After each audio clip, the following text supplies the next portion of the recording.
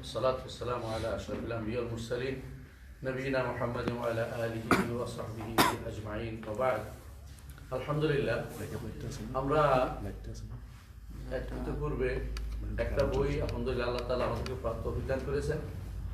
আসলে এগুলি যে ইজাজ, এগুলি আল্লাহর কাছে দোয়া করে আল্লাহ এগুলো কবুল করে আখিরাতের পাথর বানিয়ে দেন।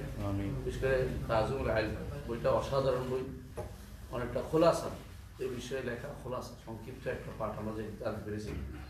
আজকে থেকে আমরা এলএম যেটা মূল এলএম হচ্ছে কি আকীদা, তাতে আমরা ঢুকে যাবো ইনশাআল্লাহ। এই জন্য প্রথমেই যে কিতাবটা আমরা চয়েস করি সালাসাতুল উসুল ওয়া আদিল্লাতুহা, সালাসাতুল উসুল ওয়া আদিল্লাতুহা। সালাসাতুল উসুল আপনি খেয়াল করেছেন না? উসুলুস সালাসা, উসুলুস সালাসা আর উসুলুস সালাসা, সালাসাতুল উসুল এই নাম। এজন্য বলতেছি এই কিতাবটার নাম কখনো সালাসাতুল উসুল, কখনো উসুলুস সালাসা, যেটা বলেন একই জিনিস। এই কিতাবের মধ্যে শাইখ হোসেন মওদুদী আব্দুল্লাহ রাহমাতুল্লাহ আলাইহি, যাকে আপনারা ওয়াহাবি বলেন, অথচ তিনি ওয়াহাবি নন, তিনি মুহাম্মদী কথা করছিলেন। মুহাম্মদ নাম তো না, মুহাম্মদ নিসবত, তার দিকে যারা সম্পৃক্ত হয় তারা মুহাম্মদী বলা উচিত। ওয়াহাবি নামটা ছিল মূলত খাওয়ারেজের একটা গোষ্ঠী ছিল। খাওয়ারেজের একটা গোষ্ঠী ছিল যারা মরক্কো, লিবিয়া, জাজায়ের ওই এলাকাতে ত্রাসের রাজত্ব কায়েম করেছিল। তারা মানুষকে হত্যা করতো। তো ওরা খুব বেশি, নাম ছিল মোহাম্মদ বিন রুস্তম। তো রুস্তমি, মোহাম্মদ বিন আব্দুল ওয়াহাব রুস্তমি, আব্দুল ওয়াহাব রুস্তম, ওনাদের সম্পৃক্ত করে ওয়াহাবি বলা হতো। কিন্তু এটাকে তারা ঘুরাইয়া দিয়া এদিকে দিছে। এরা কারা দিছে? বেদাতিরা। বেদাতিরা, বিশেষ করে ওসমানী খেলাফত। ওসমানী খেলাফত ওইটাকে নিয়ন্ত্রণ করতে পারে নাই। তখন একই জিনিস মনে করছে শাইখুল ইসলাম মোহাম্মদ বিন আব্দুল্লাহ রহমতুল্লাহ আলাইহির যে দাওয়াত, এটাকে তারা মিথ্যাচার করছে। মিথ্যাচার করে নাম দিচ্ছে ওয়াহাবি আন্দোলন। এটা আর এর আগে এই নামটা মূলত দিছে পরিবেশবাদীরা, ইউরোপিয়ানরা, ইংরেজরা দিছে নাম দিচ্ছে ওয়াহাবি আন্দোলন। হ্যাঁ, এর মধ্যে দেখবেন আপনার উইলিয়াম হান্টার একটা বই আছে, ডব্লিউ হান্টারের the Indian Muslims, the Indian Muslims.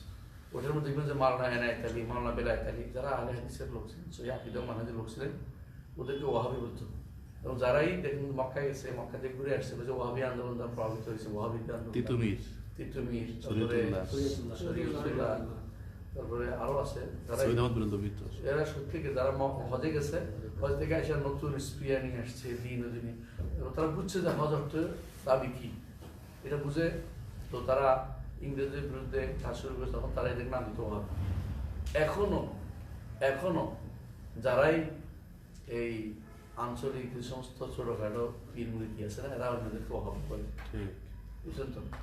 বিশেষ করে দেশীয় যে সমস্ত পীর মুরিদি শাখা আছে, যেমন কিমাইল বান্ডারি, তো আলাদা আট্রসি, আসলে আট্রসিরা অন্তর্ভুক্ত না। আট্রসিরা মূলত ইয়াই ছিল বালাকুটিরা আলাদা। বালাকুটিরা আসলে সৈয়দ আহমদ শহীদ ছিলেন, যে ওনার শহীদ বলেন বেরলভি, ওনার অনুসারী সবগুলি। এদের বিশাল গোষ্ঠী আছে, এমনকি শর্ষিনা, ফুলপুরা, জৈনপুর, তারপরে জৈনপুরি, তারপরে এমনকি সিলেটের ফুলতলি, তারপরে এগুলি সবগুলি কিন্তু বালাকুটি, এমনকি আট্রসি, চন্দ্রপাড়া, এগুলি সব বালাকুটি, এমনকি মাতুয়েলিও, কুতুববাগ, গিদন, সবই কিন্তু আট্রসি ছিল, বালাকুটি ছিল। এগুলো ধীরে ধীরে নিজের আসালত হারিয়ে, মৌলিকত্ব হারিয়ে ধীরে ধীরে তারা বেদাতি হয়ে গেছে, সরে বেদাতি হয়ে গেছে। এই বেদাতি হয়ে ধীরে ধীরে কারণ হচ্ছে, মনে রাখবেন যত ছাড় দিবেন আপনি ইমান, তত কিন্তু আপনার উপরে ভুরিও বেদাত সবসময় চড়া হবে। এটা পরীক্ষিত সত্য হয়ে গেছে। কারণ ভালোর দিকে গেলে তো ভালোই হয়, কিন্তু ভালোর দিকে যাচ্ছে না, মানুষ যদি ছাড় দিতে চায় ইমান ও আমলে, তখন সমস্যাটা তৈরি হয়ে যায়। আলাকুল হাল শাইখ হোসেন মোহাম্মদ আব্দুল্লাহ রহমতুল্লাহ আলাইহি, তিনি যে মোবারক দাওয়াত নিয়ে এসেছেন, সেই দাওয়াতের যে প্রভাব মুসলিম বিশ্বে পড়েছে, মুসলিম বিশ্বে যে প্রভাবটা পড়েছে, এই প্রভাবটা থেকে যদি কেউ কোরআন এবং সুন্নাহ অনুসারে চলতে চায়, প্রভাবটাকে কোনোদিন কি করতে পারবে না, মানে প্রভাবটা থেকে মুক্ত হতে পারবে না। কেউ যদি বলে যে আমি ওনাকে পছন্দ করি না, তাহলে তার মানহাজে সমস্যা আছে। কারণ কি আমি তাকে বলি, শেখ হোসেন মদিনী আব্দুল ওয়াহাব নিজের থেকে একটু বলতেন না, বেশিরভাগ কথাই তিনি বলতেন। যতগুলি কথা বলেছেন দেখা যাচ্ছে সবগুলি তিনি ইবনে তাইমিয়ার কথা এনেছেন, ইবনে কাইয়িম, তারপরে ইবনে কাসির, তারপরে ইমাম যাহাবি, এদের কথা এনে এনে তিনি তার গ্রন্থ লিখেছেন। তিনি একটা বড় কাজ করতেন সবসময়, বিশাল একটা জিনিসকে সংক্ষেপ করতে পারতেন। দেখবেন তিনি জাদুল মাআদের সংক্ষেপ করছেন, সিরাতুন নববীর সংক্ষেপ করছেন, অনুরূপভাবে যে কোনো বইয়ে তিনি সংক্ষেপ করতেন। তো এই যে তিনি প্রথম প্রথম দাওয়াতের শুরুতে যে কাজগুলি করেছেন, এই কাজগুলি আমাদের করা দরকার। আমাদের দেশে বর্তমান যে অবস্থাটা, এটা শেখ হোসেন মদিনী আব্দুল ওয়াহাব যে দাওয়াত দিয়েছেন সেটার কাছাকাছি, বুঝছেন কিনা? মানে কবর পূজা দুনিয়া ভর্তি হয়ে গেছে। তিনি সেই সময় যে দাওয়াতটা দিতেন, বড় কিছু করতেন না। তার দাওয়াতের বড় যেটা হতো সেটা হতো যে তিনি চিঠি লিখতেন, তখন তো কম্পিউটার ছিল না, তিনি হাতে লিখতেন, 10টা কথা লিখতেন। ইমান কেমনে নষ্ট হয়, ইমান কেমনে হয়, ওইটা কেমনে হয়, 3টা মূলনীতি এই জন্য পাঠাই দিতেন, পাঠাই ছাত্রদের কাছে। ছাত্ররা মসজিদে এটা পড়াইতেন, মুখস্থ করাই দিত। এমনকি তিনি এইটাও লিখছেন তালিমুন নাস আল আকিদা, হ্যাঁ, আওয়ামুন নাসকে কেবল আকিদা শিক্ষা দেবে, ওগুলো তিনি শিখেছেন প্রথম বড় বই দেন। এই 1 পৃষ্ঠা 2 পৃষ্ঠা দিয়ে যে শিখাইছেন, এগুলি বিশাল কাজে হয়ে গেছে। এগুলি পরে নতুন হয়ে গেছে, আকিদার মতন হয়ে গেছে। সেইগুলো আমাদের দেশে সবচেয়ে বেশি দরকার। এখন বড় বড় বই পড়া হচ্ছে, ছোট ছোট বই দিয়ে ছাত্রদেরকে জায়গায় জায়গায় মসজিদে মসজিদে আলোচনার জন্য পাঠিয়ে দেয়া, খতিবদেরকে বুঝিয়ে দেয়া, এটা খুব বেশি দরকার। এখন বিশাল বিশাল ইউনিভার্সিটি ডিগ্রি নিয়ে আসছে, অথচ তাও জানে না, শিরিক জানে না, কুফর বুঝে না। এগুলো দিয়ে কি লাভ হবে যদি কোনো আমি এটা না জানি? অধিকাংশ ইসলাম কি আছে এটাও জানে না। আমরা এটা থেকে এটা শিখবো, ইসলাম কাকে বলে এটা থেকে পাবেন আপনারা। আলহামদুলিল্লাহ এখন এই সময়ে আমাদের দেশে অনেক ছাত্র আছে যারা এই সালাতুল উসুল মুখস্থ করে, সালাতুল উসুল মুখস্থ করে। বিশেষ করে আমি আমার কুমিল্লা সেন্টারের কথা বলছি, প্রায় 24 জন থেকে 48 জন মুখস্থ করে ছাত্ররা। মানে আমি কয়েকজনের শুনছি, সবাই শুনতেও পারিনি, সবাই পুরস্কৃত করছে বই দিয়ে। আমি কোনো ওইটা দিই না, বই দিয়ে আবার ওইটাই পড়তে বাধ্য। আলহামদুলিল্লাহ এরকম প্রত্যেকটি জায়গাতে আমরা যেগুলো মুসলিম মুখস্থ করার ব্যবস্থা করে খুব ভালো। আমাদের ঝিনাইদহ এই কমপ্লেক্স সেন্টার ইয়াতেও ট্রাস্টেও আমরা আলহামদুলিল্লাহ অনেক ছাত্ররা মুখস্থ শোনাইছে, ছাত্রদের এবং অনেকে মুখস্থ করেছে। এটা মুখস্থ থাকা উচিত। মুখস্থ থাকলে আপনি অনেক উপকার দিবে, আপনি আলোচনার সময়, দার্সের সময় অনেক উপকার দিবে। আমি দেখবেন যে কেমন মুখস্থর উপকার। শেখ হোসেন মদিনী আব্দুল ওয়াহাব রহমতুল্লাহ আলাইহি তিনি যে সালাতুল উসুল আদিলাতে এরকম নাম দিয়েছেন তা না, এগুলি তিনি একটা নাম দিয়েছেন, একটা 3-4টা একত্র করে একটা বই বের করছে পরবর্তীতে। তো তিনি ধরেন 3-4টি মাসালা, আবার 4টি মূলনীতি, 3টি মূলনীতি, 4টি মূলনীতি, আবার 4টি মূল মাসালা, 4টি মূলনীতি, এগুলো দিয়ে ভাগ করে একসাথে লিখছে। তো আমরা যখন সালাতুল উসুল, যেটা শেখ মোহাম্মদ সাল্লাল্লাহু আলাইহি ওয়াসাল্লাম ব্যাখ্যা করেছেন, ওটা যদি খোলেন দেখবেন যে প্রথমেই আছে আরবাউন মাসাইল। এই জন্য আমি আরবাউন মাসাইল আগে পড়াবো ইনশাআল্লাহ। ওটা খুললে আরবাউন মাসাইল, তারপরে আসছে ইলম আরশাদাকাল্লাহ আনাল হানিফিয়া, মানে দ্বীন হানিফ কি চায়, 3টা জিনিস ওখানে আছে। ওখানে 3টার কথা বলেছে, একসাথে 3টা। তাহলে প্রথমে 4টা, পরে 3টা, কটা 7টা। এরপরে আসছে সালাতুল উসুল, 7 10টা। এরপরে আসছে তাগুতের মাসালাগুলি শেখ হোসেন ছোট ছোট ছোট ছোট করে দিতেন, যাতে করে ইয়ারা আওয়ামুন নাস কাছে যেগুলি তুলে ধরা যায়। আজও লম্বা আলোচনার দরকার নেই। আপনারা দয়া করে যখন খুতবা দিবেন একটাকে বুঝিয়ে দিবেন, বারবার দুনিয়া সব দিকে বুঝে একটা বিষয় ভিত্তিতে না থাকে। যেমন আপনি তাগুতের যদি আলোচনা করেন, তাগুতের প্রকারগুলি, কারণগুলি বুঝিয়ে দিলে ওরা নিজেরাই বের করতে পারে। আপনি যে কোনো আর কারণ ইমান, আর কারণ ইসলাম বুঝিয়ে দেন, ওরা কিন্তু মুখস্থ করতে পারে। এই জন্য রসুলের এই নীতিগুলো কোনো ইমাম বলেছেন যে শেখ আব্দুর রহমান সাইদি রহমতুল্লাহ আলাইহি তিনি মুখস্থ করেন। শেখ মোহাম্মদ বিন ইব্রাহিম আলু শেখ ছাত্রদেরকে মুখস্থ করতে বলতেন। শেখ বিন বাজ রহমতুল্লাহ আলাইহি এটার ব্যাখ্যা করতেন। এমনকি এই ব্যাখ্যা শতাধিক লোক করছে, এই ব্যাখ্যা মানে এত সুন্দর মাশাআল্লাহ। যে কোনো আলেম হতেই হলে, আরব দেশে আলেম হতে হলে এই বইটা পড়তেই হবে। অত দুর্ভাগ্যবশত আমরা বিরাট একটা গোষ্ঠী কিন্তু বিশাল বিশাল আলেম হয়ে গেছে, অথচ 3টি মূলনীতি বা এই সালাতুল উসুল কিতাবটাও আমরা আমাদের জ্ঞানে নাই। এই জন্য আমরা এটা পড়বো, বেশি লম্বা করবো না, অর্থ বুঝলে আমরা সামনে এগিয়ে যাবো ইনশাআল্লাহ। আপনারা বুঝবেন যে এটা কতই জরুরি জিনিস, এটা কতই জরুরি জিনিস। তো প্রথমেই আসি যে আসেন বিসমিল্লাহির রহমানির রহিম পড়েন। বিসমিল্লাহির রহমানির রহিম। اعلم رحمك الله أنه يجب علينا تعلم 4 مسائل الأولى এলাম মানে জেনে রাখো, এটা যদি তাম্বিহ করা, এটা হলো তাম্বিহ করা যে আমাকে জানতে হবে, আমাকে জানতে হবে। এটা তাম্বিহ মানে কি? পাইছেন আপনারা? পাইছেন? পান নাই? একবারে শুরুতে 163 পৃষ্ঠা মানে না, ওই মুসখানা দাও মুসকারা সমস্যা না, সেকেন্ড এডিশন আমার কাছে। তো আমাদেরকে জানতে হবে 4টি মাসআলা। মাসআলা কেন বলা হয়?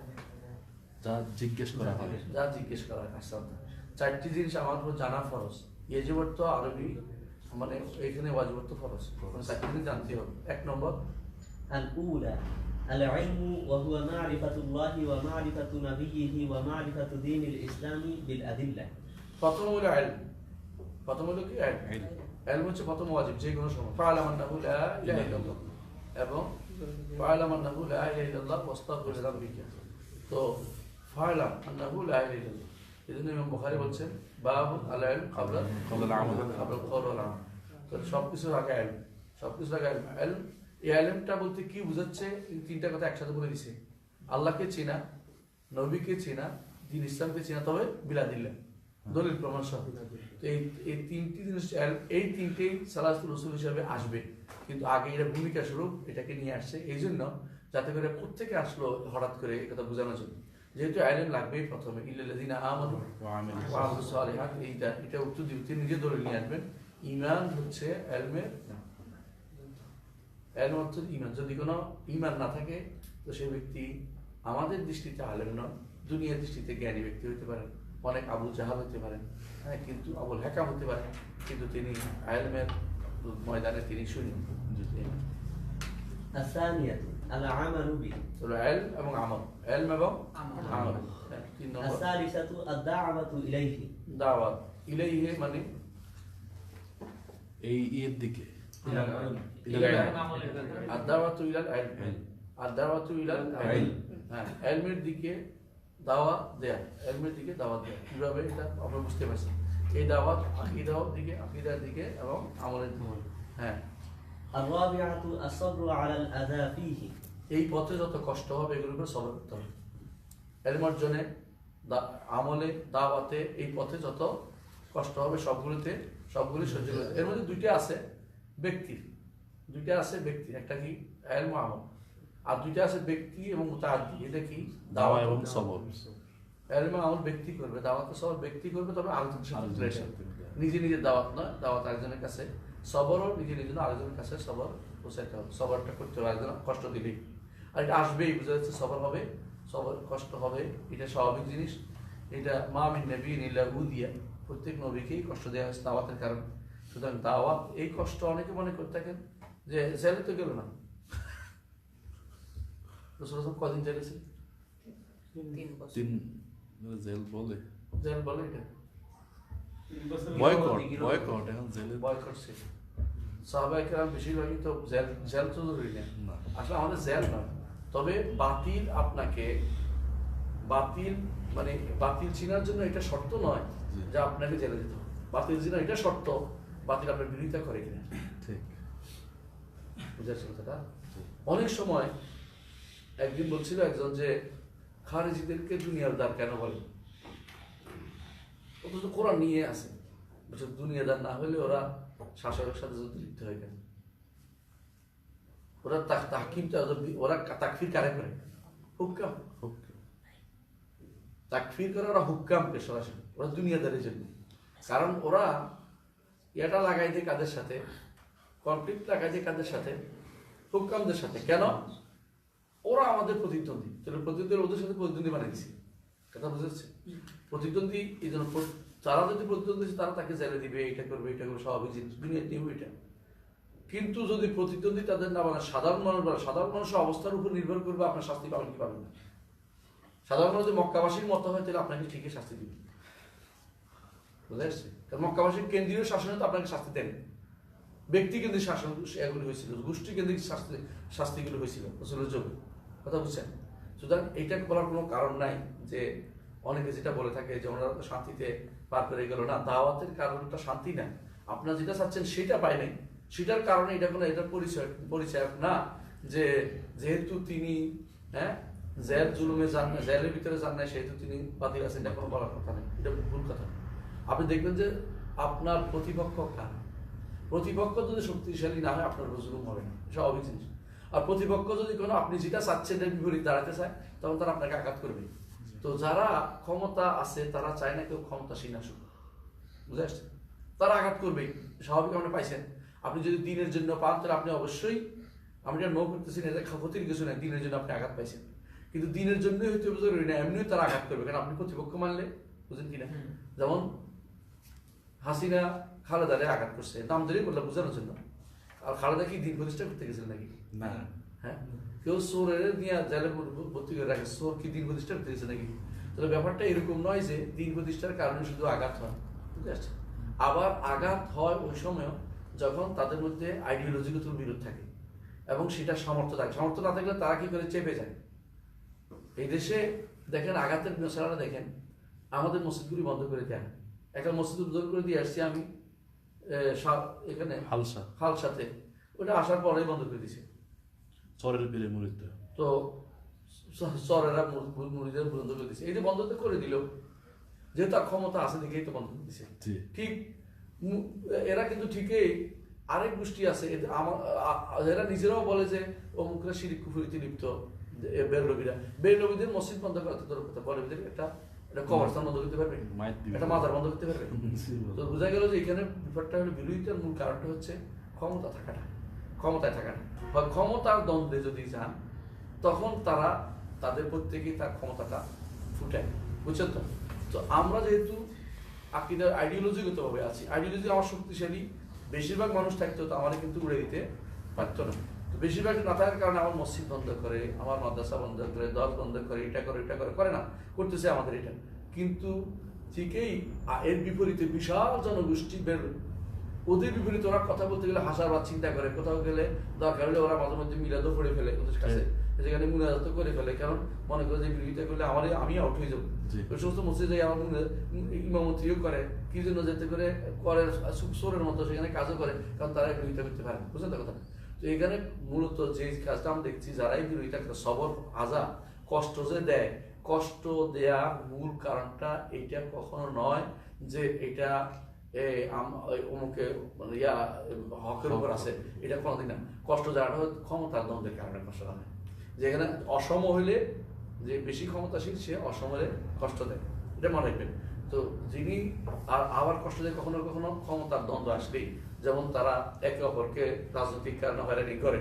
তো এইটার কারণে আপনি মনে করার কোনো কারণ নাই যে রাজনৈতিক কারণে হয়রানি যে হইবে সে কি আছে হকের উপর আছে, এটা কখনো বলার সুযোগ নাই।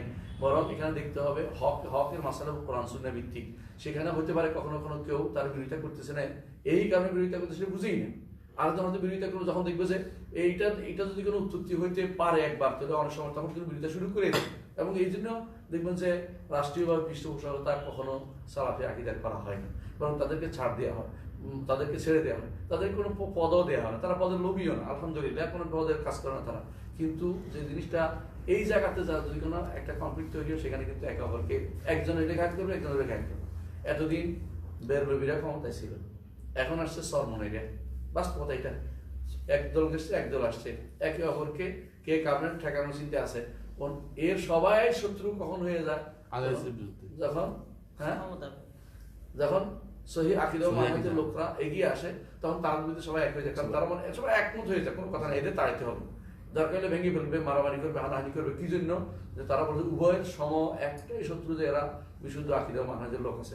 ইহুদি নাসারারা কাফেরদের সাথে একমত হয়ে গেছে না, জি, আহজাবের যুদ্ধে মুশরিকদের সাথে কাফের একমত হয়ে গেছে না। আহজাবের আল্লাহ জানাম দিয়েছে ইরজাউকুম মিন ফাওকিকুম মিন আসফালা মিনকুম ওয়া ইযাগাতিল আবসার ওয়া বালাগাতিল কুলুবুল হানাজির ওয়া তাযুন্নুনা বিল্লাহি যুনুনা হুনালিকা ইবতুলিয়াল মুমিনুনা যুলজুলুম জিলজালান শাদীদান। কঠিন অবস্থা গেছে।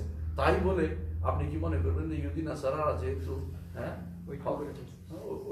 এই ঐক্যমতে কোনো কাজ সঙ্গে করে দিলাম আত্মীয় কোনো বা দূরত্ব আত্মীয় বন্ধু এই জন্য তাদের হাতে সামগ্রী করেছেন। সুতরাং এখানে এই জাতীয় জিনিসগুলি বলে ওনারা কেমন শান্তিতে আছে, ওনারা শান্তি ওনাদের অন্তরে নাই, ওনারা ওই দিন শান্তি বলতে আপনি ভালো মতে আসেন। দুনিয়া এই সমস্ত দলীয় লোকগুলি সেই আকীদা মানে চলে আসেন শান্তি পাবে। হ্যাঁ, আপনি দাওয়াতের পদ্ধতির কারণে তারা সঠিক কারণে এইটার কারণে আপনাকে হক বাতিল চিনার কোনো উপায় নাই যে সবর করতেছে না কেন, সবর অবশ্যই করতেছে। এই যে আমাদের মসজিদ ভাঙতেছে, সবর করতেছি না, কিন্তু আমরা তো ঝগড়া করি না, আমরা আলোচনা তো ভাঙতে পারি না। আমরা কি করি, হকের কথা বলি, কেউ যদি কোনো আঘাত করে প্রত্যাঘাত করার চেয়ে আমরা তাকে বোঝানোর চেষ্টা করি, এবং সরকার যারা আমাদের দায়িত্ব আছে তাদেরকে বলি, তারা যদি না করে আমরা বলি যে আমাদের চেষ্টা আমরা চালিয়ে গেছি, এর চেয়ে বড় ক্ষমতা আমাদের নাই। ওরা লাঠি দিয়ে ভাঙতে আসলে আমরা লাঠি দিয়ে খুঁটে ভাঙতে যাইনি। আমাদের চোখের সামনে মাজারগুলি করে আমরা কি ভেঙে বলছি? এটা আমাদের কাজ না। সুযোগের সন্তানী হইয়া মাঝখানে ক্ষমতায় ছিল না দেখে কয়জনে অমুক মাজার তমুক মাজার ভাঙছে। আমরা তো মাজার ভাঙার পারি না, আমরা মাজার ভাঙি ওই সময় ক্ষমতায় গেলে। শেখ হোসেন মোহাম্মদ আব্দুল ওয়াহাব যতদিন মদিনায় ছিলেন, মদিনাতে খবর বোঝা হয়েছে, তিনি একদিনও ভাঙেন নাই। হওয়ার পর যখন তিনি তার মোহাম্মদ শহর ক্ষমতায় আসলেন, তিনি তখন শুধু মাজারগুলিকে উপরে ফেলেছেন, কারণ তখন ক্ষমতা লোক ছিল। ক্ষমতা না থেকে কোনো কিছু উপরে ফেলা এটা কোনোদিনও আমাদের মানহাজ না, এই মানহাজে আমরা চলাফেরা করি না। কথাগুলো বুঝে আসছে? এটা থাকতে হবে, আমাদের বুঝতে হবে। ঠিক, তো 4টি কাজ অবশ্যই করতে হবে: এলম, আমল, দাওয়াত এবং সফর। এলম এবং দাওয়াত এবং সফর। জি। والدليل قوله تعالى بسم الله الرحمن الرحيم والعصر إن الإنسان لفي خسر إلا الذين آمنوا وعملوا الصالحات وتواصوا بالحق وتواصوا بالصبر। সবগুলি কি পাইছেন? জি একসাথে? জি জি। তাহলে ঈমান অর্থই ইলম, আগে বুঝাচ্ছি তাই না? ঈমান অর্থ ইলম কেন? লা ইলাহা ইল্লাল্লাহ ইলম, বুঝলেন তো? ঈমানের প্রথমে এটা জানতে হবে কিন্তু। হ্যাঁ, পরে قال الشافعي رحمه الله تعالى هذه السورة لو ما أنزل الله حجة على خلقه إلا هي لكفتهم। এই সূরা যদি আল্লাহ সৃষ্টির জন্য হুজ্জত প্রমাণ হিসাবে এই সূরাই দিন, তাহলে যথেষ্ট হয়ে যেত। কেন যথেষ্ট? মানব জীবনের সফলতার উপর নির্ভর করছে। প্রত্যেকটি মানুষের ক্ষতিগ্রস্তের মধ্যে আসতে হবে যারা ঈমান আনবে, আমল সালেহ করবে, দাওয়াত দিবে এবং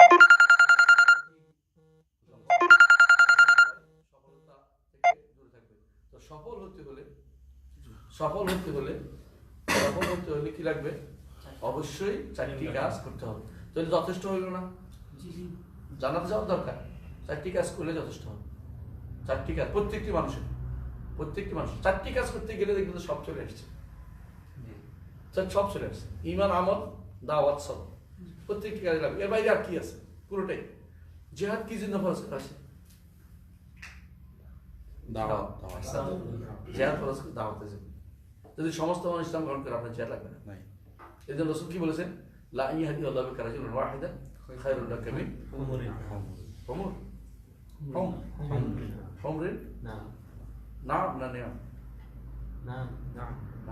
মানে বলছি শব্দটাকে জানা দরকার, শব্দের ভুল করে রেখে দিন।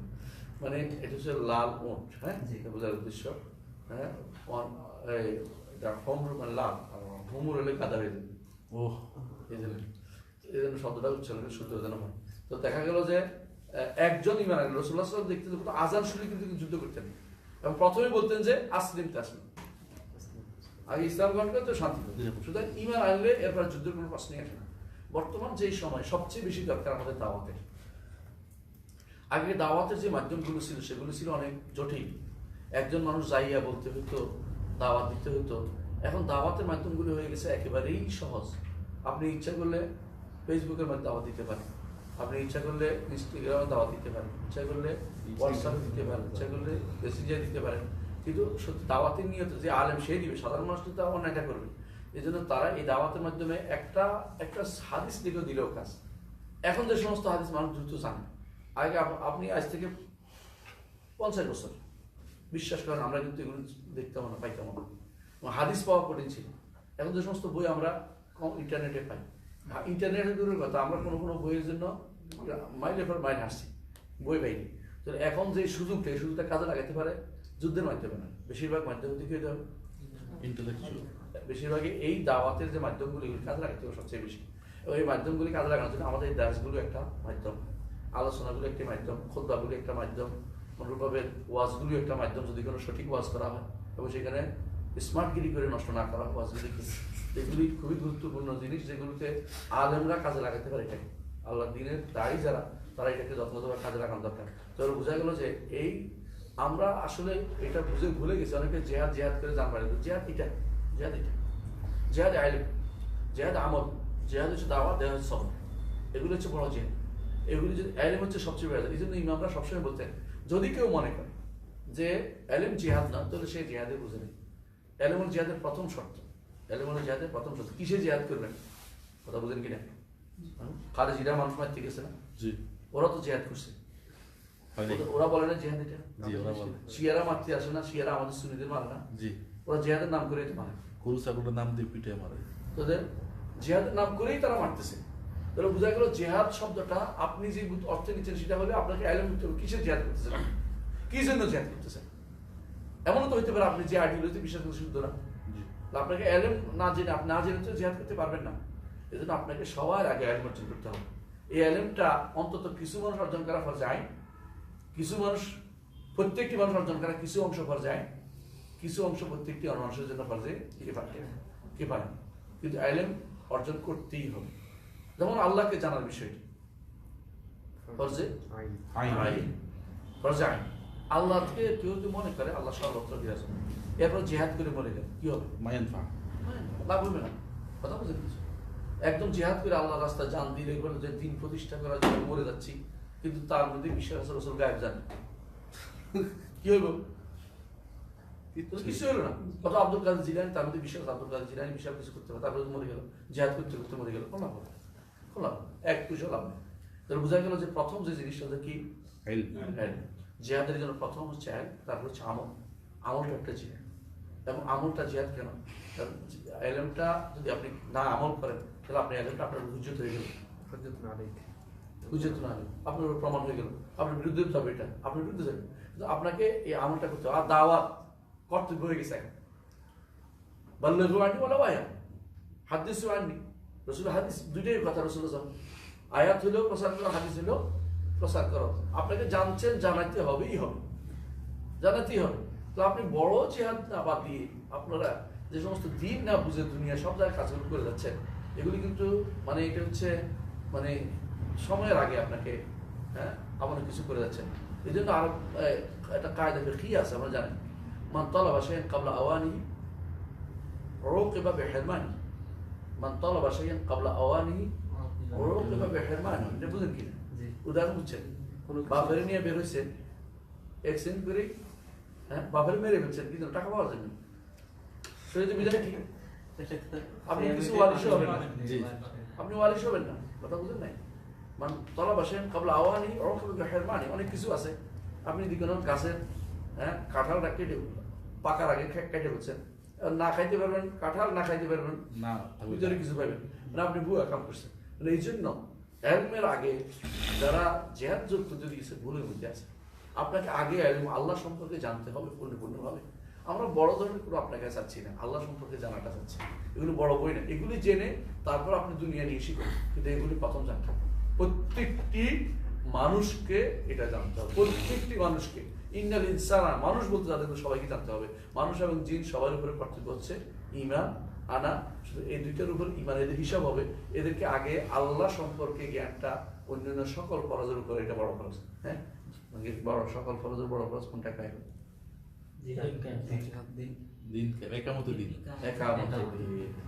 ভ্যাক শব্দ, একটা ভ্যাক শব্দ একামত দিন। ভ্যাক বুঝেননি? অস্পষ্ট শব্দ। স্পষ্ট করুন একামত দিন আপনি কি চান। নিঃসন্দেহে একামত দিন, একামত দিন তো এটাই, সেটা নবীরা করেছে। কয়জন নবী রাষ্ট্রের জন্য যুদ্ধ করেছে? ক্ষমতার জন্য কয়জন নবী যুদ্ধ করেছে? একজনও পাবেন না, একজনও নাই। কিন্তু সবাই তাওহীদের জন্য যুদ্ধ করেছে, ঈমানকে প্রতিষ্ঠা করার জন্য সবাই দাওয়াত নিয়ে গেছে। ঈমান আনছে কম, একজন আনছে, কোনো সমস্যা হয়েছে না? কোনো সমস্যা নাই। নবী কিন্তু হাসরের মাঠে একজনের, এবং কোনো একা আসবেন কেউ নাই, কেউ মানে নাই, কিছু সমস্যা নেই। মনে কষ্ট দুঃখ নিয়েছিলেন, এই দুঃখ কিন্তু বেশি মানুষ পাওয়ার আশায় আমি আমার মাবদা ছেড়ে দেবো, আল্লাহর বিধানের অংশ ছেড়ে দিব, অথবা কোনো কথা বলবো না, আকীদার ব্যাপারে কথা বলবো না, সবগুলি আল্লাহর কাছে দায়ী। আপনি কি মনে করেন হুজুরগুলি জানে না? জানে, অনেকে অনেকে জানে না, ঠিক অনেকে জানেও, তারপর বলতে চায়। কারণ বললে যদি কোনো অনুসারী কমে যায়, যাদের লক্ষ লক্ষ ফলোয়ার, তাদেরকে একটু বলেন যে একটা বলতে আল্লাহকে আশির উপর মানি, আল্লাহর সিফাতগুলিকে মানতে হবে, অস্বীকার করে যাবেন, দেখবেন যে অনুসারী পরের দিনই কমে গেছে। কি বলছে? তো আবার ওয়াহাবিদের দ্বারা ধরছে, দেহবাদী দ্বারা ধরছে, দেহবাদী। নাউযুবিল্লাহ। এই জন্য সবার আগে এই সূরাটা কেন জানতে হবে? কারণ এই সূরাটা আপনাকে সারা জীবনের জন্য সুন্দর পথে পরিচালিত করবে, যে আমাকে এই 4 কাজের মধ্যে সারা জীবন কাটিয়ে দিতে হবে: ইলম, আমল, দাওয়াত এবং সবর। ইলম এবং দাওয়াত এবং সবর। আজকের দিনে দাওয়াতের জন্য অনেকে আগ্রহী, কিন্তু ভিতরে কিছু নাই। দাওয়াত দিবে কি? এখন বানিয়ে বানিয়ে মিথ্যা মিথ্যা সংবাদ বানায়, গল্প বানায় অথবা কল্প বানায়, কিছু একটা বানায়, স্মার্টনেস হয়, এরপর স্মার্টনেস একটা কিছু ডেলিভারি দিয়ে চেষ্টা করে, এরপরে আমাদের এই মূল জিনিসটা নষ্ট করে দেয়। আপনি যদি যোগ্য না হন, দাওয়াত দিবেন না। আপনি আগে যোগ্যতা অর্জন করেন, তারপর দাওয়াতের পথে যাবেন। কথা বুঝতে পারছি? তবে যেটা বলবেন যেটা শুদ্ধ হয়, সব যোগ্য অর্জন করতে হবে আপনার জরুরি নেই। অনেকে বলে যে আমি তোলে হুজুর হয়ে আপনার দাওয়াত দেবো, এটা না। আপনি যেটা জানছেন শুদ্ধটা জানেন, অথবা প্রথমটা জানেন। ইমান তো আপনাকে জানতেই হবে। ফরজ আইন যে পর্যায়ে আপনি জেনেছেন, ফরজ আইনটা মানুষের কাছে প্রচার করে দেন, এটা আপনার জন্য কাজে লাগবে। জি, পড়েন এরপরে। قال البخاري رحمه الله تعالى: باب العلم قبل القول والعمل. باب العلم قبل القول والعمل. والدليل قوله تعالى: فاعلم أنه لا إله إلا الله واستغفر لذنبك. فبدأ بالعلم قبل القول والعمل. ইমাম বুখারী রাহমাতুল্লাহ আলাইহি বলেছে, অধ্যায় বিন্যাস করেছেন। বুখারী তো ওয়াহাবী ছিলেন না, মুজাসসিমা ছিলেন। এটা ছাড়া কোনো পথ নাই। ইমাম বুখারী যদি কোনো কেউ খালক আফআল ইবাদ পড়ে, শেষ। তো কবে তো মুজাসসিমার বাবা, মুজাসসিমার দাদা। এরাই হচ্ছে, আমরা আপনাদেরকে আগেও বলেছি, মুজাসসিমা বলতে আসলে কেউ নেই। মুজাসসিমা একসময় ছিল, কার নাম ছিল? একসময় ছিল মুজাসসিমা। আসলে মোহাম্মদ ইবনে কাররাম আস-সিজিস্তানির ব্যাপারে যেগুলো বলা, সবগুলো আপনি প্রমাণ করতে পারবেন না। কেউ কেউ বলে আর অনেকে নিসবাত করে এগুলি, কিন্তু বেশিরভাগ সময় মুজাসসিমারা ছিল তারা শিয়ারা ও মুজাসসিমা ছিল। এই যে ইয়ার সম্পর্কে মাহমুদ বিন সবকতগিন সুলতান, ওনাকে কাররামিয়া বলা হয়, মুজাসসিমা বলা হয়। এটা কিন্তু বেশিরভাগই মিথ্যা ছাড়া আমি মনে করি। কি কারণে?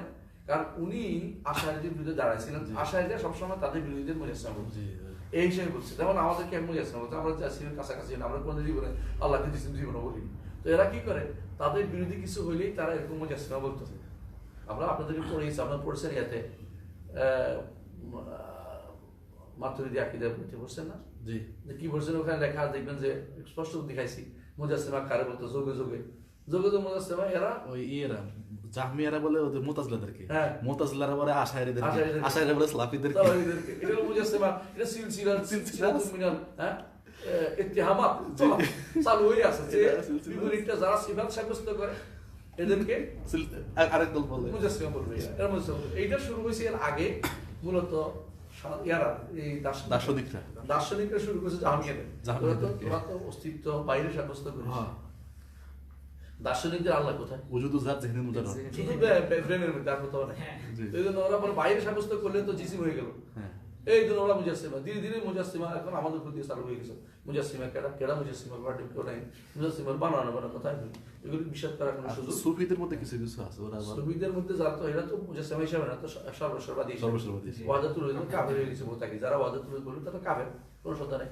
স্রষ্টা এবং সৃষ্টিকে একাকার করে যারাই দেখবে তারা কি? তারা কাফের। এরা কি করছে? আসল ঘটনাটা কোথায় শুনে? আসল ঘটনা হচ্ছে, এরা সুফিদের সমস্যাটা হচ্ছে, যখনই তারা আল্লাহকে আসল করে মানে নেয়, আল্লাহকে কোথায়? সব জায়গায় মানুষ বাধ্য হয়েছে। কারণ তোর আল্লাহ কই? তোর সর্বত্র। সর্বত্র যখন এটা কোনো মক্কান হয় না, সব জায়গা তো জায়গায়, আসলে বললে বুঝি মক্কান হয়। আর বেটা তোরা যা বললি কি করে এরা এখন এটা পায় না। এখন এই তথাকথিত মৃত্যুর মুখেরা সালাকি বাদ করছে কি? তিনি আগে যেখানে ছিলেন এখনো সেখানে আছেন। তো যেখানে দেখি সেখানেটা কি?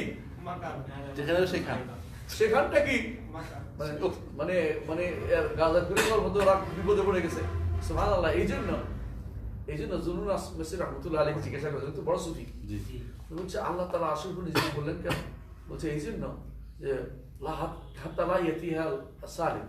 সালেক যেন ইয়া না হয়ে যাবে, পথহারা, দিশা বিভ্রান্ত না হয়ে যায়, দিশাহারা না হয়ে যায়। কিন্তু এইদিকে আল্লাহর কোন দিকে ডাকবো? ওইদিকে না, ওইদিকে উপরের দিকে। আল্লাহ বলছে আমি উপরে আসি, ওখান থেকে আবার আমার দিকে সাপ, উপরের দিকে সবসময় উপরের দিকে হাত তুলবে আমার দিকে। এটা উনি সুন্দর একটা উত্তর দিয়েছে। জুনুন মেসির রহমতুল্লাহ আলাইহি কিন্তু খুবই আলেম ইয়া ছিলেন, সাধক ছিলেন, বিখ্যাত, এবং এগুলো বুঝছে না, সুন্দর উত্তরটা দিয়েছে। আমার রহমান আশিক বলছেন বইটি এটা আনিছি, সনদ সহ উল্লেখ করেছি। তো ইমাম বুখারী রাহমাতুল্লাহ আলাইহি বলেছেন, আল ইলমু ক্বাবলা আল কওল ওয়াল আমাল, কথা এবং কাজের আগে কি? ইলম জানতে হবে। কারণ আল্লাহ তাআলা বলেন, ফাআলাম আন্নাহু লা ইলাহা ইল্লাল্লাহ, জানো যে লা ইলাহা ইল্লাল্লাহ ওয়াস্তাগফির লিযামবিকা, আর আপনার গুনাহের জন্য ক্ষমা প্রার্থনা করুন। এখানে বলছেন কাউল কোনটা, আমল কোনটা? কারণ লা ইলাহা ইল্লাল্লাহ না বললে তো আপনি ইমানদার বুঝা যাচ্ছে না। জি। আর ইস্তিগফার একটা কি আমল। তো এই জন্য কাবলাল কাউল ওয়াল আমল, বুঝছেন তো? জি। লা ইলাহা ইল্লাল্লাহ এবং ইস্তিগফার দুটোর আগে হচ্ছে ইলম, বুঝছেন তো? এটা বোঝা যাচ্ছে কাবলাল কাউল ওয়াল আমল, কথা ও কাজের আগে আপনাকে ইলম। ফাবাদা বিল ইলমি ওয়া তাআলাম কাবলাল কাউলি লা ইলাহা ইল্লাল্লাহ আমালি ইস্তিগফার লিযামবিকা। তাহলে আল্লাহ তাআলা যেভাবে বলছেন সেই তারতিবে আপনাকে আসতে হবে। প্রথমে কি করতে হবে? ইলম, তারপরে ইলম, আমল, দাওয়াত, এই চারটি জিনিস হচ্ছে আলহামদুলিল্লাহ আমাদের জন্য এখন বোঝা যাচ্ছে চারটি জিনিস। এই হলো মাসাইল আরবা। এরপরে আমরা আলহামদুলিল্লাহ আরো তিনটি মাসাইল পড়ব। তিনটি মাসাইল কে পড়বে? اعلم رحمك الله أنه يجب على كل مسلم ومسلمة تعلم ثلاث هذه المسائل والعمل بهن. الأولى أن الله خلقنا ورزقنا ولم يتركنا هملا، بل أرسل إلينا رسولا، فمن أطاعه دخل الجنة ومن عصاه دخل النار. এই তিনটি মাসালা মূলত একটা হচ্ছে রিসালাত, মানে আল্লাহ তাআলা তিনি যে রব, রবুবি এবং রিসালাতে একটা সাথে মুঠোধর জড়িত। কেন বলেন তো? জি, রিসালাতের সাথে রবুবিয়তের কি সম্পর্ক? পদ্মা হবে। একটা সম্পর্ক আছে। একটা আছে। রবের সাথে রব হচ্ছে রবুবিয়তের জন্য আমরা বলছি মুদাব্বির। জাত এবং ফাইল। জি। রব হচ্ছেন জাত এবং আল্লাহ, জাত এবং ফাইল, জি। এটা হচ্ছে রবুবিয়তের শ্রদ্ধা, তাই না? জি। তারপর নাম ও গুণ, তারপরে হচ্ছে অধিকার। তো রাসূল প্রেরণটা আল্লাহ তাআলা, রাসূল ফেরানটা আল্লাহর কর্ম। আহসান, বারাকাল্লাহ। আমি এটাই চাচ্ছি, রাসূল ফেরানটা আল্লাহ কর্ম এবং এটা রবুবিয়তের অংশ। এই জন্য এই যে তিনটা মাসালা বলবে, এই তিনটা মাসালার ক্ষেত্রে তিনি তিনটা উল্লেখ করবেন। প্রথমে রবুবিয়তের কথা, তারপরে উলুহিয়তের কথা, তারপরে 3 নম্বর ওয়ালা এবং বারা। ওয়ালা এবং বারা, বুঝছেন? মানে আপনাকে বোঝাতে চাচ্ছে যে রুবুবিয়ত, উলুহিয়ত এবং ওয়ালা এবং বারা তিনটেই আপনার জন্য খুবই জরুরি। তো উলুহিয়তের বিপরীতটা উল্লেখ করবেন, শিরক। আর এখানে রুবুবিয়তের সাথে শুধু উল্লেখ করছেন একটা বড় কাজকে, রিসালাত। রিসালাত মানলে সবগুলি মানা হয়ে যাবে। কারণ আপনি জানেন যে মুহাম্মদুর রাসূলুল্লাহ এইটা লা ইলাহা ইল্লাল্লাহর পরিপূরক। এবং লা ইলাহা ইল্লাল্লাহ মুহাম্মদুর রাসূলুল্লাহ বললে আপনি রাসূল যা নিয়ে এসেছেন সব, সুতরাং আপনাকে আর অনেক কিছু গুনতে হইব না। ফেরেশতার কথা রাসূল বলছেন, কিতাবের কথা, আখিরাতের কথা রাসূল বলছেন না, সবই তিনি বলছেন। তো সেই জন্য এই তিনটা মাসালা বলছে, তিনটা জিনিস তোমাকে জানতে হবে, আমল করতে হবে। এর মধ্যে আবার এই তিনটা কি? যে যিনি আল্লাহ তোমাকে সৃষ্টি করেছে তুমি মানো। মান খালাকাস সামাওয়াতি ওয়াল আরদ, আল্লাহ। আসমান জমিন কে সৃষ্টি করেছে? বলে আল্লাহ। ওমান ইউদাব্বিরুল আমরা, সায়াকুলুন আল্লাহ। আল্লাহ করছে, তাদবীর আল্লাহ করে, পরিচালনা আল্লাহ করে, অর্ডার কে আল্লাহ দেয়, সবই তুমি মানো। তাহলে এই যে অর্ডার দেয়, মানে সবকিছু মানো। তিনি আমাকে সৃষ্টি করার পরে এমনি ছেড়ে দেন নাই, কি দিছেন? রাসূল পাঠিয়েছেন। এই জন্য যে ব্যক্তি মনে করবে যে আল্লাহ তাআলা মানুষদেরকে এমনি ছেড়ে, সে ব্যক্তি আল্লাহ তাআলা তার এই হাসবানকে, তার এই ধারণাটাকে নাকচ করে দিয়েছেন। আফাহাসিবতুম আন্নামা খালাকনাকুম আবাসান ওয়া আন্নাকুম ইলাইনা লা তুরজাউন। আবাস কোনো কিছু আল্লাহ তাআলা করেন না। হ্যাঁ, আইয়ুতরাকা সুদা, হ্যাঁ, আইয়াসাবুল ইনসান আইয়ুতরাকা সুদা, মানুষকে মানে তাকে এমনি ছেড়ে দেব না। তাকে সৃষ্টি করার পরে তাকে আল্লাহর দিকে নেওয়ার জন্য, পথ দেখানোর জন্য নতুন নতুন আল্লাহ তাআলা নতুন নতুন নবী পাঠিয়েছেন। সর্বশেষ রাসূল পাঠিয়েছেন মুহাম্মদ রাসূলুল্লাহ সাল্লাল্লাহু আলাইহি ওয়াসাল্লাম, এমন এক রিসালাত দিয়ে যা পরিপূর্ণ, এবং যা পরিপূর্ণ হওয়ার পরে তার থেকে আর কমানোর সুযোগ নেই, কেউ এসে পূর্ণ করে দিবে সেই সুযোগটা নাই। এই জন্য তিনটা উল্লেখ করবেন। এক নম্বর হচ্ছে যে আল্লাহ তাআলা রুবুবিয়তের যে প্রধান দাবি সেটা করেছেন তিনি। দ্বিতীয়ত উলুহিয়তের যে বিরোধী যেটা, সেটা যেন বন্ধ করা, একমাত্র ইলাহ যেন আল্লাহকে মানা হয়। এরপরে 3 নম্বর হচ্ছে এই দুইটাকে ঠিক রাখতে হলে অবশ্যই 3 নম্বরটা ওয়ালা এবং বারা ঠিক রাখতে হবে। ওয়ালা এবং বারা যদি ঠিক না থাকে, দুইটা কোনো ঠিক হবে না। আমাদের এখন বর্তমান সমস্যা, বর্তমান বিশ্বের মুসলিমদের বড় সমস্যা হচ্ছে ওয়ালা এবং বারা ঠিক নেই। এবং তারা এখনো স্বপ্নে দেখে যে বাইরের লোকেরা যদি কোনো আমাকে অনুমোদন করে তাহলে ক্ষমতা যেতে পারবে, বাইরের লোকদের আমি খুশি করি, দেশের বাইরের লোকদের খুশি করি, যে কোনো মূল্যে ছাড় দিই, ওরা হয়তো আমাকে এই কারণে আমাকে ক্ষমতা দেখতে চাইবে, আমি এটা করি। অথবা অনেকে মনে করে যে এত কঠিন হওয়ার দরকার নাই, আমরা অনেকটা আমরা অনেক লিবারাল হতে চাই, এই জাতীয় কথাগুলো যারা বলছে তারা কিন্তু ইমানের স্বাদ পায় নাই, ইমানের স্বাদ পায় নাই। ইলমের ক্ষেত্রে এই তিনটা, আগে তিনটাতে বলেছে ইলম, এই তিনটার ক্ষেত্রে প্রথম তিনটা ইলমেরই অংশ, যা আপনাকে জানতে হবে আপনার রব হচ্ছেন আল্লাহ, তিনি সৃষ্টি করে আপনাকে এমনি ছেড়ে দেন নাই, আপনাকে রিসালাত দিয়েছেন, এই রিসালাতের উপর আপনাকে চলতে হবে। দ্বিতীয়ত আপনাকে শিরক করতে পারবেন না, এটা ইলমেরই অংশ। 3 নম্বর হচ্ছে আপনাকে জানতেই হবে যে ওয়ালা এবং বারা আমার জন্য অবশ্যই বাধ্যতামূলক। এই জন্য সিরিয়াসলি মিলিয়ে আসবে যে আপনাকে এই ইলমের জায়গাটা আপনাকে ঠিক রাখতে হবে। জি। والدليل قوله تعالى إنا أرسلنا إليكم رسولا شاهدا عليكم كما أرسلنا إلى فرعون رسولا فعصى فرعون الرسول فأخذناه أخذا وبيلا। কি দলিল পাইছে এটা? আল্লাহ তাআলা বলছেন যে মুহাম্মদ রাসূলুল্লাহ সাল্লাল্লাহু আলাইহি ওয়াসাল্লাম পাঠিয়েছেন যেমনি ভাবে ফেরাউনের কাছে রাসূল করেছেন। এর অর্থ হচ্ছে এটা উদ্ধৃত বলা উদ্দেশ্য না, যুগে যুগে মানুষের জন্য আল্লাহ কি পাঠিয়েছেন? নবী রাসূল পাঠিয়েছেন, নবী রাসূল পাঠিয়েছেন মানুষের জন্য। এইটা আল্লাহর হিকমত তাকাদা হচ্ছে নবী রাসূল পাঠানো, এবং তিনি সেটাই করেছেন। যখনই তার সৃষ্টির মধ্যে অনাচারে ভরে গেছে তখন তিনি নবী রাসূল পাঠিয়ে তাকে সঠিক পথ দেখাতেন। সব জায়গাতেই তিনি নবী রাসূল পাঠিয়েছেন, সব জানেন, সব উম্মত। আল্লাহ তাআলা কি বলছেন? ওয়াহিন উম্মাতিন ইল্লা খলা ফিহা নাদির, প্রত্যেক জাতিতে তিনি নাদির পাঠিয়েছেন। নবী রাসূলরা নিজেরা রাসূল, সাথে সাথে তারা আবার লোক দূরে দূরান্ত লোক পাঠাইতেন, এগুলো হচ্ছে নাদির। তো যেখানে যেমন আপনারা সূরা ইয়াসিনে আপনারা দেখেন যে একজনের 2জন পাঠাইছে, আবার 2জন পাঠাইছে। হ্যাঁ, এই যে তো জায়গা কখন কোথাও সরাসরি রাসূল পাঠিয়েছেন, সরাসরি আবার তাদের কি হয়েছে নাদির জায়গায় পাঠিয়েছে। তো অনেকে বলতে পারেন যে পাক ভারতে কাদের পাঠিয়েছে? জবাব কি? অবশ্যই আল্লাহ তাআলা পাঠিয়েছেন, আমরা বিশ্বাস করি। তবে দুইটা হতে পারে, একটা হচ্ছে সরাসরি পাঠিয়েছেন, অথবা তিনি যাদেরকে পাঠিয়েছেন তারা সেখানে নাজির পাঠিয়েছেন, কারণ এটা তাদের প্রত্যেকেরই দায়িত্ব ছিল এবং সেটা দাওয়াত পৌঁছে দেয়।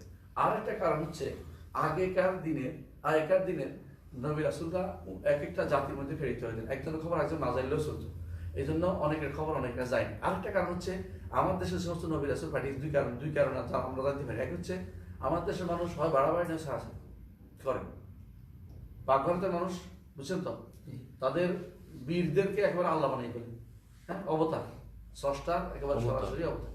আবার কখনো কখনো তাদেরকে ঘৃণা করতে করতে তাদেরকে অসুর, একেবারে অসুর বানাই ফেলছে।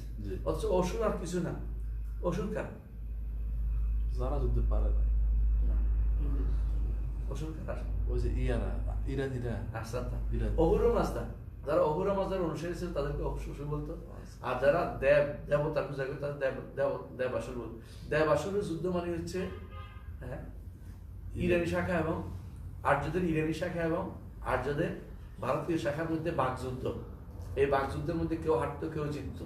এই যুদ্ধ কোনো অস্ত্র যুদ্ধ ছিল না, দেবাসুর যুদ্ধ একটা নাম ছিল। দেব এবং অসুর নামে কোনো প্রাণী ছিল না। অসুর হচ্ছে অহুরা মাজদা। অহুরা মাজদার পূজারী হচ্ছে যাদেরকে বলা হয় জরথস্থরা। অহুরা মাজদা অর্থ হচ্ছে তারা মাজদা পর্যন্ত, মাজদা সম্মান, যারা একমাত্র সম্মানিত রবের আবাদত করতো, অহুরা মাজদা। আর দেবতা তারা পূজা করতো, তারা অনেক দেবতা পূজা করতো। এটা বাকযুদ্ধ ছিল। এই বাকযুদ্ধের কারণে দেবাসুর যুদ্ধ শুরু হয়েছে। এটা অন্যদিকে চলে গেছে, আমরা বলতে চাচ্ছি না। বলতে চাচ্ছি এটাই যে যারা ভালো তাদেরকে কি বলতো? অবতার। আর যারা খারাপ মনে করতো ওদেরকে অসুর বানাই বলতো একবার, বুঝছেন না? সবচেয়ে খারাপ লোক, হ্যাঁ, এদেরকে একেবারে তাদের সবচেয়ে নিকৃষ্টতম, হ্যাঁ, রাবণ অমুক টমুক ইত্যাদি বলে বিশ্বাস করতো। এই হলো আমাদের এই পাক ভারতের কোনো ভাষায় মাঝে এই সমস্ত দেশের কোনো মানুষের মধ্যে ভাষায় নেই। এখনো আপনি দেখবেন কেউ যারা পছন্দ করে তার মাথা নেওয়ার জন্য 10 কোটি টাকা ঘোষণা করে আছে না, দেখছেন? আবার যারা পছন্দ করে তারে উঠাইতে হ্যাঁ কয় মিনিট, 15 মিনিট ওর প্রশংসা করতে, 15 মিনিট প্রশংসা করতে পারে, এরকম করতে পারে। অমুক হুজুরের বসাই রেখে হুজুরের সামনে প্রশংসা করতেছে, হুজুরকে বন্ধ করতে পারে না, হুজুরের মতো লাগতেছে, শুনতে ভালোই লাগে, ভালোই লাগে। বলুক না আমি একটা কি হয়ে গেছে, বললে কি হবে, খবর আছে। আচ্ছা শোনেন, হতে পারে ভালো কিছু, হ্যাঁ তাহলে বোঝা যাচ্ছে আল্লাহ তাআলা অবশ্যই রাসূল প্রেরণ করেছেন, এটা বিশ্বাস রাখতে হবে। এবং রাসূল কেন প্রেরণ করেছে? কারণ মানুষকে এভাবে ছেড়ে দিবেন দিক নির্দেশনা বাদে এটা আল্লাহ তাআলা হিকমতের বিরোধী। এই জন্য দিক নির্দেশনা মানতে বাধ্য। এই জন্য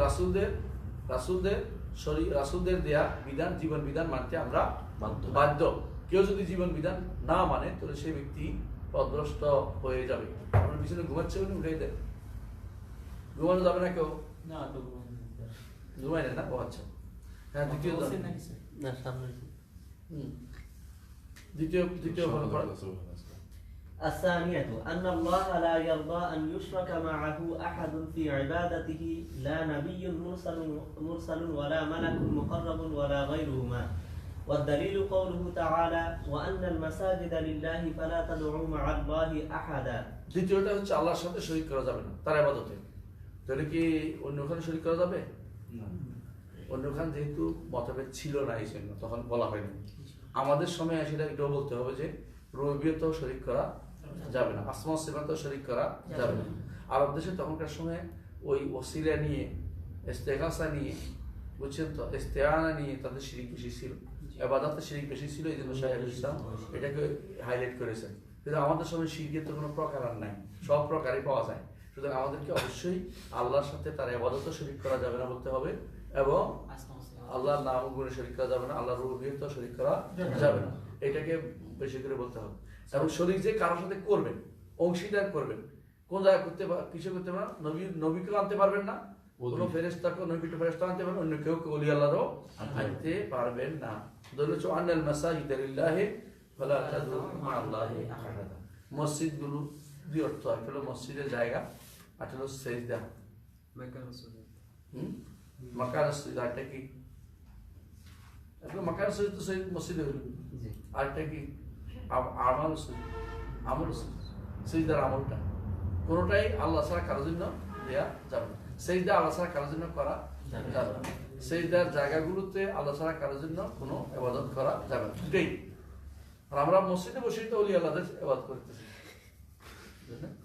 মসজিদে বসে তো ওলি আল্লাহদের ইবাদত হয়ে যাচ্ছে। মসজিদে বসেই নবীর গায়েব জানার প্রচারণা করতেছে, এবং মসজিদে বসে ওলি আল্লাহরা কি করতে সারাদিন, হ্যাঁ, কিভাবে হাত বের করে দিছে, দোয়া করে রাসূল হাত বের করে দিছে, হ্যাঁ, 50,000 লোকে দেখছে।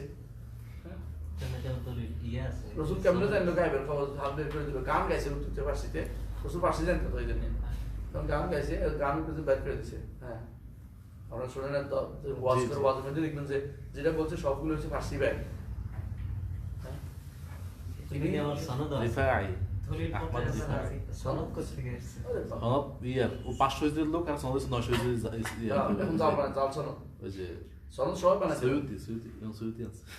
সবাই বানাতে পারে। বর্তমানে যে সমস্ত হাদিসের সনদ আছে অনেকগুলো আছে, জাল সনদ, অনেকগুলো জাল সনদ আছে। হাদিসের সনদের মধ্যে অনেক জাল সনদ আছে। হ্যাঁ, এখন তো মানুষ দিচ্ছে একে অপরকে অটোমেটিক।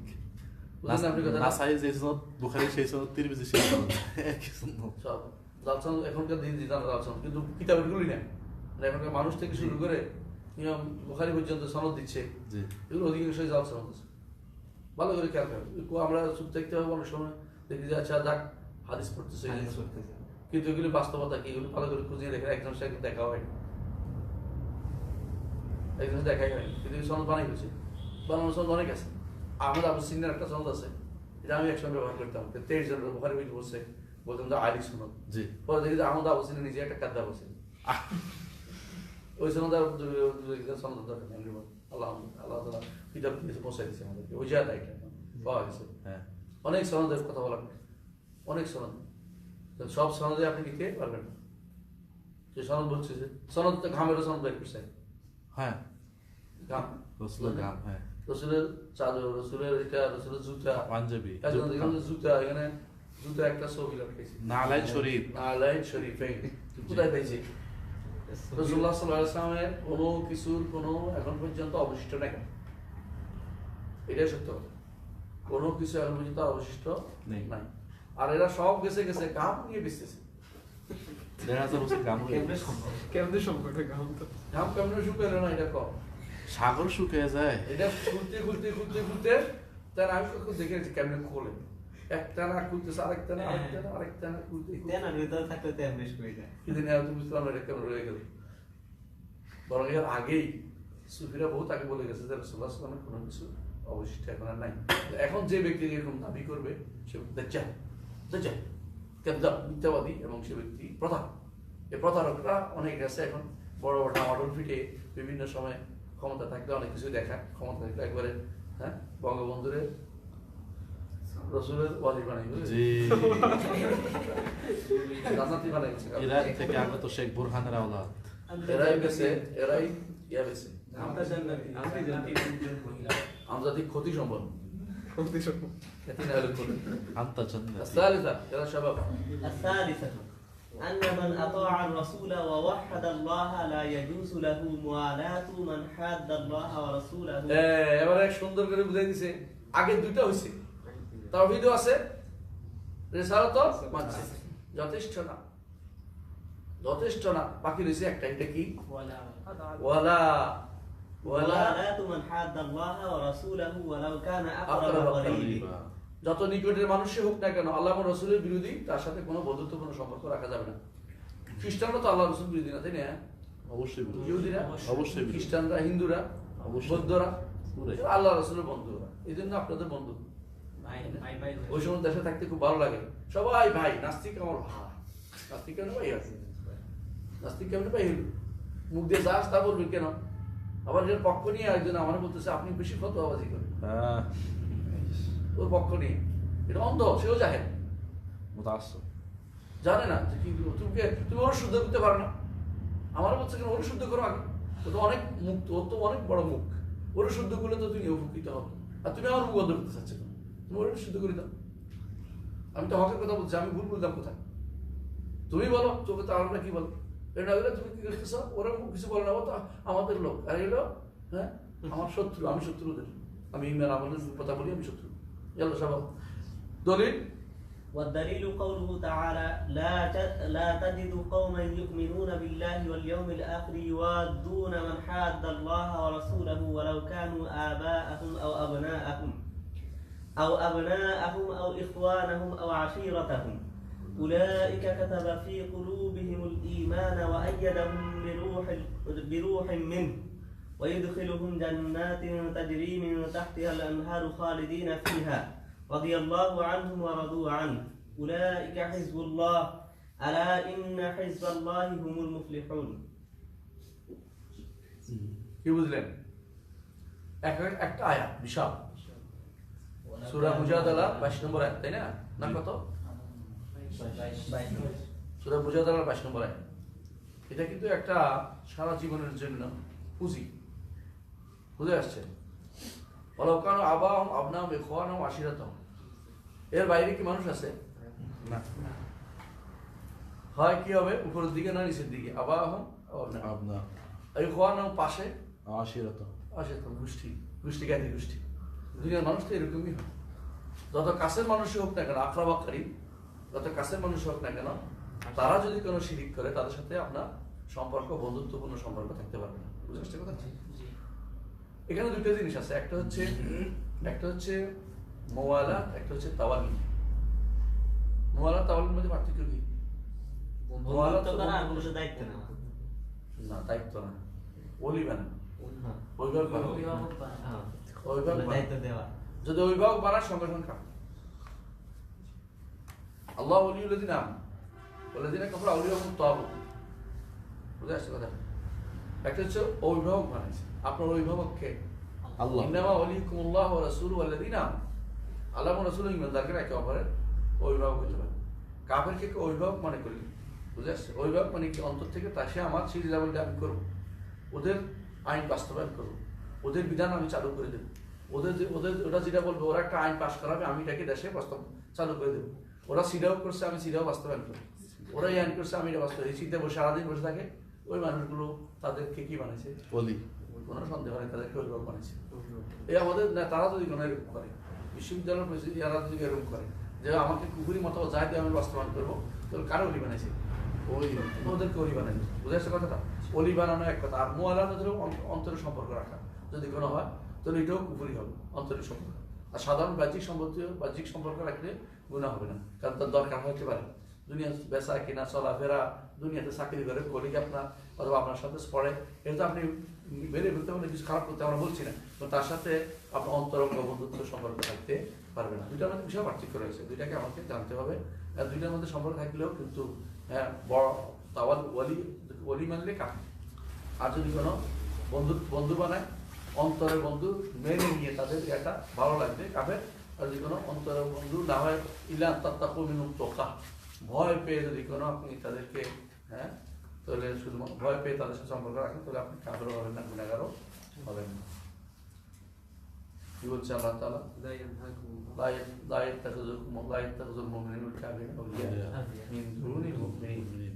ওলি এবং তাওয়াল্লি এক জিনিস না, বন্ধু এবং অভিভাবক এক না, দুইটা ভিন্ন জিনিস। মানে কেউ বন্ধু মাঝে হতেও পারে মুখের, কিন্তু অভিভাবকটা মানানো, এগুলো তাদের অর্ডারকে, তাদের কর্ম যেটা সেটাকে বাস্তবায়ন করবেন, এটা কিন্তু সরাসরি কোরআন এবং সুন্নাহ বিরোধী। আশা করি বুঝছেন।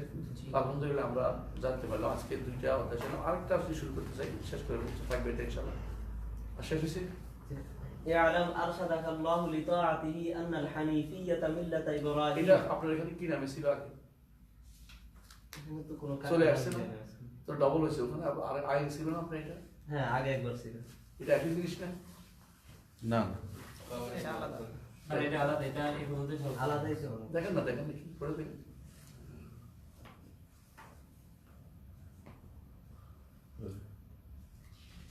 শুরু একটু এক আছে, ভিতরে এক নেই। ভিতরে এক নেই? না, ভিতরে এক নেই? না। তাহলে দুইটা ভিন্ন। ঠিক আছে, আমরা এখান থেকে শুরু করি, আমরা ওইটা পরে পড়বো। জি। আমরা খাওয়া আরবা পরে পড়বো। আমরা এখন কিসে আছি? চলে আসছি, চলে আসছি ইনশাআল্লাহ। এখান থেকে আমরা পড়বো ইনশাআল্লাহ। এর মধ্যে আমরা পড়বো ইনশাআল্লাহ। এখন চলে আসছি, আমাদের সালাতুল পর্যন্ত আসছি। আগামী ক্লাসে বাকিটা আমরা পড়বো। সুবহানাল্লাহি ওয়া বিহামদিহি।